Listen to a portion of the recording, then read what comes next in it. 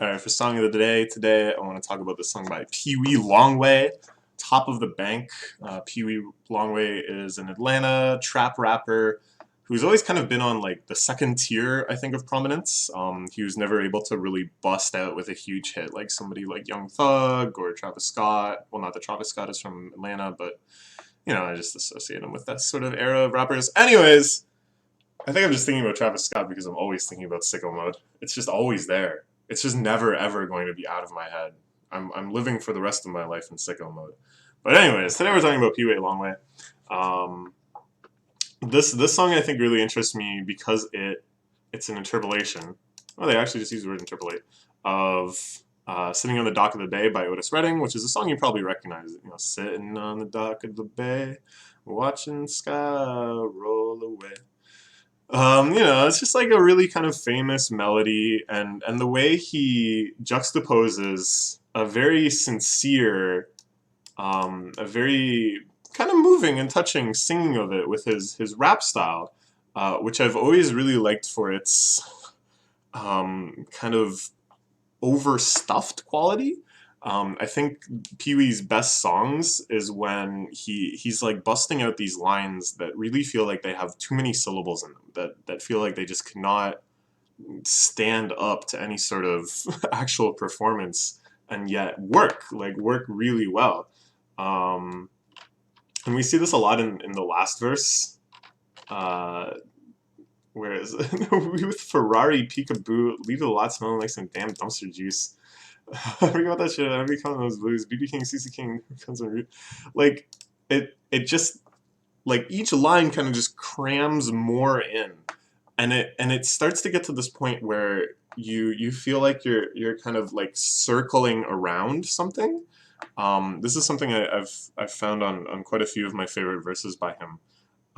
That he starts to build up this level of like syllabic lyrical complexity, um, but it's never emphasized as like the definitive point of it. Like it's never um, like the climax is in him being able to get out all of this in one line.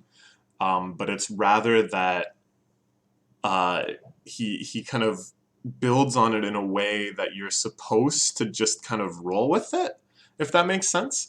And the result is that when he finally gets to the end of the line, where he usually delivers like kind of one of his trademark phrases, the long way, you know, calling back to his name, um, it just like makes you feel like in retrospect, like, whoa, like what actually just happened there.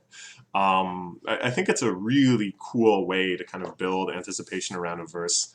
And then to switch from that immediately back to the sitting on the top of the bank, watching the time roll away, like this real kind of classic. It brings out, I almost think, new qualities in this very old song. That you start to notice the same sort of sense of a feeling that accumulates subtly, that you're not being told is climactic, but that only in retrospect you see that you're actually heading for this sort of triumphant final moment. Does that make sense? I don't know. I think this song is really cool. I listened to this whole album. This is the song that stood out to me the most. I thought about putting it on the top songs of 2018 list. It almost made the cut. I also really like this part when he does this toot ooh ooh. His voice just like flips way up into a falsetto. I'm always really into rappers using extreme falsettos and stuff, especially when it doesn't seem like they're that great at it. Like I sang tenor in choir for quite a while. And pretty much every instinct you have for trying to sing in your upper voice, your falsetto, is wrong. You really have to be retrained from ground zero when you start trying to sing falsetto loudly and properly and with difficult things. But it's made me find the kind of like old style of falsetto, um, or not like, I mean, not the old style as in it's somehow like classic, but the intuitive way that most people sing falsetto at the start. I find that like very endearing now and just like very fun, and it gives me associations of like screwing around in choir and kind of like singing mockeries of your own parts. like kind of just squeaking through them instead of properly singing them. All this stuff that it just has like a playfulness to it. And then of course, like lyrically, you know that he's just kind of being playful and fun here. And again, um, kind of extrapolating from and kind of doing this sort of playful, over the top parody of the original Otis Redding song. Yeah, yeah, I don't know. I quite liked it. Maybe you like it too. Here it is somewhere. I was hoping there would be a music video. I thought I would check that out, but no. Let's see what the comment says. Nice. Nice. Yeah. Yeah, yeah. No, it's really nice.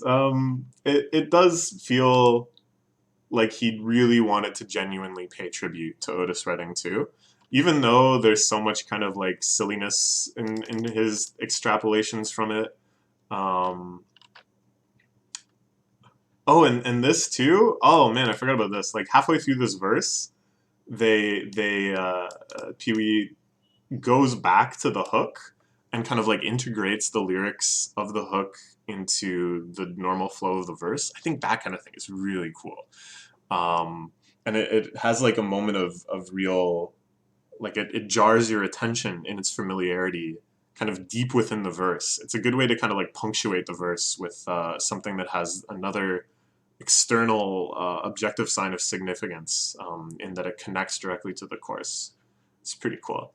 And then like all of these references to some classic um, blues singers and stuff, Stevie Wonder, Ray Charles, Gnarls Barkley, kind of like modern classic. Yeah, yeah, it's great.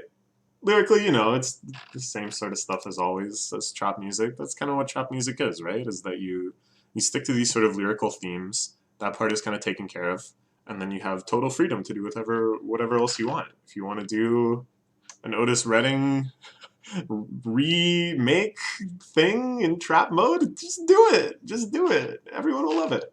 All right. That's it for today's song of the day.